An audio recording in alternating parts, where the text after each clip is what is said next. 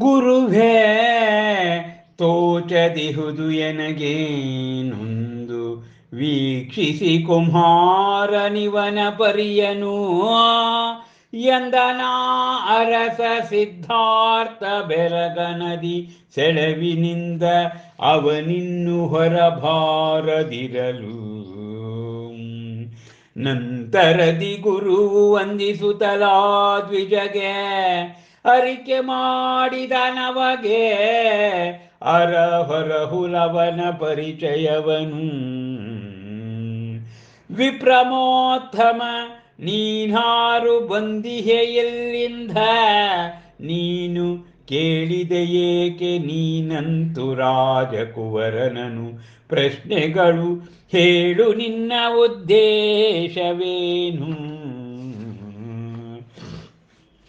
ಪ್ರಕಟಿಸುತ್ತಲಾಗ ತನ್ನ ನಿಜ ರೂಪವನು ದೇವೇಂದ್ರನು ಅರುಹಿದನಾ ಗುರುವಿಗೆ ಲಾಸ್ಯವಾಡಿರಲವನ ಮೊಗದಂಗಳದಿ ಮುಗುಳ್ನಗೆ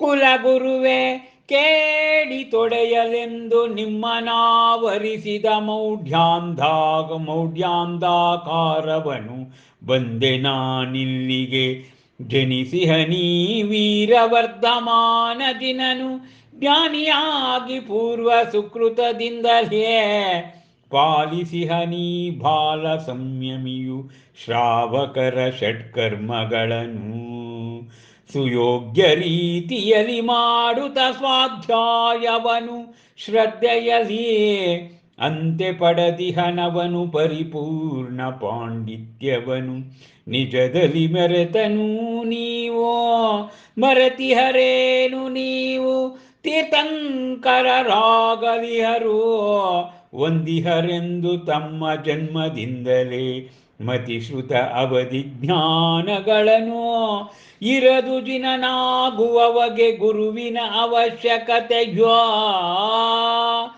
ಸ್ವಯಂ ಸಿದ್ಧನಾಗಿರಲವನು ಅಂತೆ ನಿಪುಣನಾಗಿಹನು ಅದಾಗಲೇ ಈ ವರ್ಧಮಾನ ಭಗವಾನನು ಕಲೆ ಸಾಹಿತ್ಯ ವಿಜ್ಞಾನ ಶಾಸ್ತ್ರ ಶಸ್ತ್ರಾಸ್ತ್ರ ರಾಜನೀತಿ ವಿದ್ಯೆಗಳಲ್ಲಿ ತೇಜಸ್ವಿ ನರಪುಂಗವನೆನಿಸಿ ಶಿರಭಾಗಿ ವಂದಿಸತಲಾ ಗುರುವು ನುಡಿದ ನಿಂತು ವಿನಯದಲ್ಲಿ ಮೆಲುವಾಗಿ ಕಳಿತ ಹಣ್ಣಾಗಿರಲವನ ನುಡಿ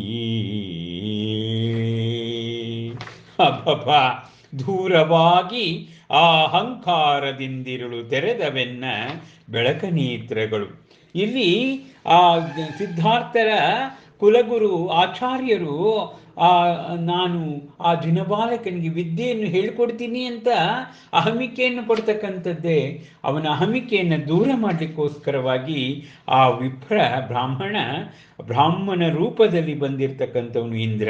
ಯಾಕೆಂದ್ರೆ ಇದನ್ನು ಸಿದ್ಧಾರ್ಥ ಪ್ರಶ್ನೆ ಮಾಡ್ತಾನೆ, ವಿಪ್ರೋತ್ತಮನೇ ನೀನು ಯಾರು, ನೀನು ಬಂದ ಕಾರಣ ಹೇಳು ಅಂದಾಗ ಆ ದೇವೇಂದ್ರ ತನ್ನ ನಿಜರೂಪವನ್ನು ತೋರಿಸ್ತಾನಂತೆ. ಆಯ್ತಾ, ಕುಲಗುರುವೇ, ನಿಮ್ಮ ಮೌಢ್ಯವನ್ನು, ನಿಮ್ಮ ಅಹಂಕಾರವನ್ನು ಕಳೀಲಿಕ್ಕೆ ನಾನು ಸುರಲೋಕದಿಂದ ಬಂದೆ. ಈತ ಯಾರು? ವರ್ಧಮಾನ ಜಿನ. ಇವನು ಪೂರ್ವ ಸುಕೃತದಿಂದಲೇ ಅವನು ಬಾಲ ಸಂಯಮಿ. ಇವನು ಶ್ರಾವಕರ ಷಟ್ಕರ್ಮಗಳ ದೇವಪೂಜಾ, ಗುರುಪಾಸ್ತಿ, ಸ್ವಾಧ್ಯಾಯ, ಪರಮಂಥಪ ಆ ಷಟ್ಕರ್ಮಗಳನ್ನು ಶ್ರದ್ಧೆಯಿಂದ ಪಾಲಿಸುತ್ತಿದ್ದವನು. ಆಯ್ತಾ, ನೀವು ಇವನನ್ನು ಮರೆತುಬಿಡಿ. ಇವನು ತೀರ್ಥಂಕರನಾಗ್ತಕ್ಕಂಥವನು ಇವನು. ಆಯ್ತಾ, ಈ ಒಂದು ಜನ್ಮದಲ್ಲೇ. ಆದ್ದರಿಂದ ಆತನಿಗೆ ಈಗಾಗಲೇ ಮತಿ ಶ್ರುತ ಅವಧಿಜ್ಞಾನಗಳೆಲ್ಲವೂ ಕೂಡ ಇದೆ. ಜಿನನಾಗ್ತಕ್ಕಂಥವನು ಇವನು. ಜಿನನಿಗೆ ಗುರುವಿನ ಅವನೇ ತೀರ್ಥಂಕರ. ತೀರ್ಥಂ ಧರ್ಮಂ ಕರೋತಿ ಇತಿ ತೀರ್ಥಂಕರಾಹ. ನಾವೆಲ್ಲ ಶ್ರಾವಕರು. ಅವನು ತೀರ್ಥಂಕರ ಒಂದು ರೀತಿಯ ಬ್ರಿಡ್ಜ್ ಇದ್ದಾಗೆ, ನಮ್ಮನ್ನು ಆ ಮೋಕ್ಷ ಎನ್ನುವ ಕಡೆಗೆ ಸೆಳೆದೊಯ್ತಕ್ಕಂಥ ಸೇತುವೆಯವರು. ಅವರಿಗೇ ನೀನು ವಿದ್ಯೆಯನ್ನು ಹೇಳ್ಕೊಡ್ತೀನಿ ಅಂತ ಅಹಮಿಕೆಯನ್ನು ಪಡ್ತಾ ಇದೆಯಲ್ಲ ಎಂಬುದಾಗಿ ದೇವೇಂದ್ರ ಹೇಳ್ತಾನಂತೆ. ಯಾಕೆಂದರೆ ವರ್ಧಮಾನನು ಷಷ್ಠಿ ಕಲೆ, 64 ಕಲೆ, ಚೌಷಷ್ಠಿ, ಸಾಹಿತ್ಯ, ವಿಜ್ಞಾನ, ಶಾಸ್ತ್ರ ಅವೆಲ್ಲವನ್ನು ಕೂಡ ಕಲಿಸ್ಬಿಟ್ಟಿದ್ದಾನೆ. ಅಂತಾಗಿ ಆ ಶಿರಭಾಗ್ಯ ಜಿನಬಾಲಕನಿಗೂ ಕೂಡ ದೇವೇಂದ್ರ ನಮಿಸ್ತಾನಂತೆ. ಆಗ ಆಚಾರ್ಯರು ಕೂಡ ನಮಿಸ್ತಾರೆ. ಸಿದ್ಧಾರ್ಥನು ಕೂಡ ಆ ಸುರೇಂದ್ರನಿಗೆ ನಮಿಸ್ತಾನಂತೆ. ಅಬ್ಬಾ, ಎಂತಹ ಆ ಪುಣ್ಯಶ್ರೀಗಳ ಸಮಾಗಮವನ್ನು ನಾವು ನೋಡ್ತಾ ಇದ್ದೇವೆ ಅನ್ನೋದನ್ನು ನಾವಿಲ್ಲಿ ತಿಳ್ಕೊಳ್ಬೇಕು. ನಮಸ್ಕಾರ.